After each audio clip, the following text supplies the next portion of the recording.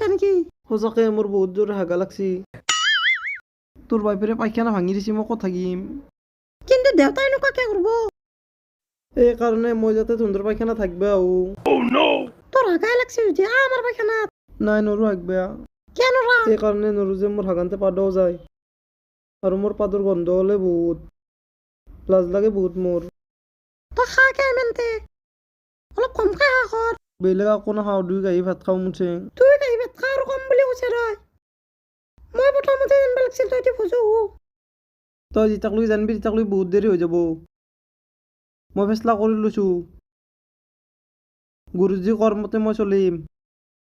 পুৱা 6টাত ৰেল লাইনত থাকবা যাম। তইও আহিবি মোৰ লগত থাকবা,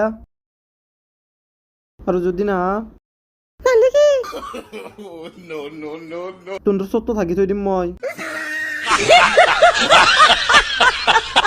তোর বাপেরে গেছি না রনিল থাকবে। চাবি ও কি হয়েছে কি জানি? হাই ইমান গু। গু নহয়, ৰণে মোক কেক খুৱাইছি। যা হাগবা যাকে তই। কত নাকিল গু? তই যা বুঢ়ী, যা হাগিয়া তই, হৈছি না? যা আমি একবে যাও। দেউতা কুমান কত নাকিল গু মোক? ৰণী আৰু মই বঢ়িয়াকে হাগিছিলো। সি একছিল পুৰা ৰেল লাইনত। তাৰ গুৰুপাত দি ট্ৰেইনখন গুচি গেল আৰু গুচিতা পৰিল মোৰ গাত। আৰু তোৰ এই হৰা আংঠিটো মই পাইছো তাৰ গুৰুৰ পৰা। এইটো